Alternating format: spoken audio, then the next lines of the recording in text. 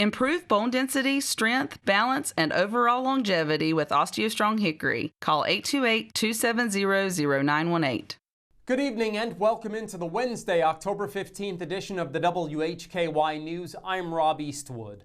Topping our news today, we have footage of the arrest of an Iredell County man charged with human trafficking who was arrested in Florida. According to the Iredell County Sheriff's Office, 50-year-old Luis Alberto Sosa of Mooresville was arrested. Here is the footage from the Flagler County, Florida Sheriff's Office. Hey, Luis. Yes, sir. How you doing? Good.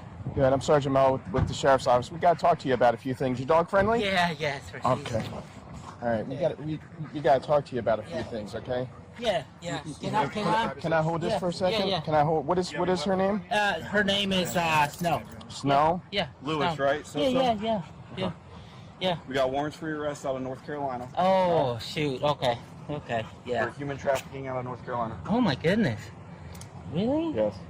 And thanks to the Iredell County Sheriff's Office for that footage. Sosa is charged with 16 counts overall, including 2 counts of felony human trafficking and 7 counts of felony sexual activity by custodian. The offenses are alleged to have occurred between May 2002 and June 2008. In August of this year, the Iredell County Sheriff's Office Special Victims Unit received information regarding multiple sexual offenses committed against 2 minor victims.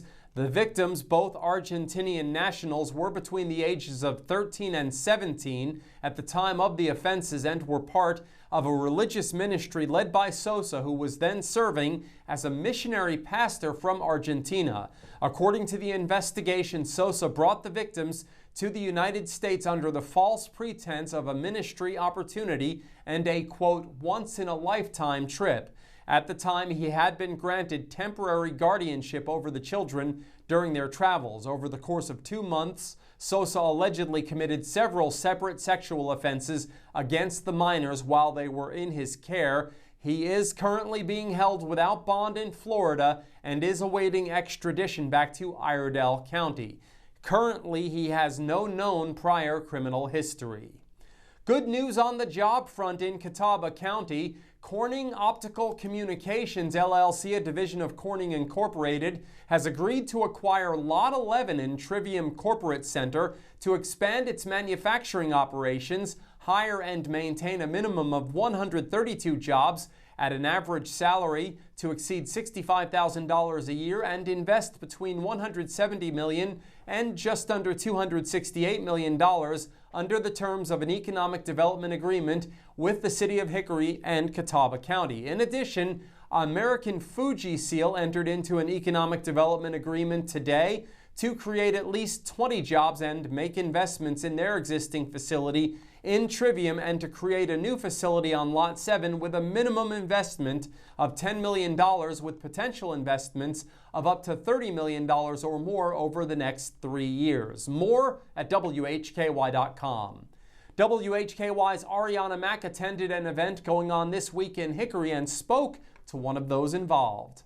That's correct, Rob. The North Carolina Rural Economic Summit was held on October 14th and 15th at the Hickory Metro Convention Center. It aimed to build powerful networks of passionate, engaged, innovative business leaders in rural North Carolina willing to share ideas and resources and take action to strengthen their small communities across the state. It consisted of a 2-day conference focused on addressing the challenges, opportunities, and collaboration of businesses and businesses supporters in rural North Carolina. Matt Calabria, the director of the Governor's Recovery Office for Western North Carolina, otherwise known as GROW-NC, is part of a discussion about workforce challenges during the North Carolina Rural Economic Summit. He joined WHKY. And tell me about your part in this conference coming up in Hickory.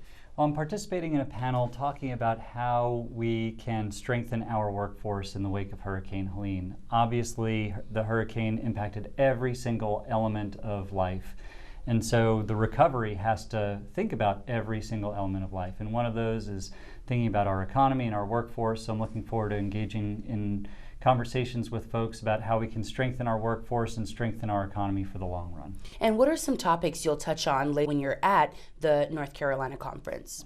Well, the waterfront is certainly wide with these sorts of conversations, but we want to think about how to make smart investments in our people, in our infrastructure, in our economy to benefit the region long term. It's important that what North Carolina or Western North Carolina looks like 5 years from now, 20 years from now, is the product of thought and is really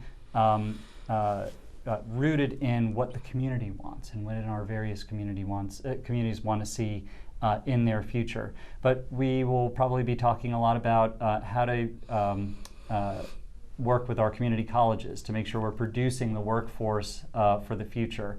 We'll be talking about industries that we want to strengthen or promote. Obviously, the tourism industry is really important and was hit very hard as a result of Hurricane Helene. So how do we stimulate that?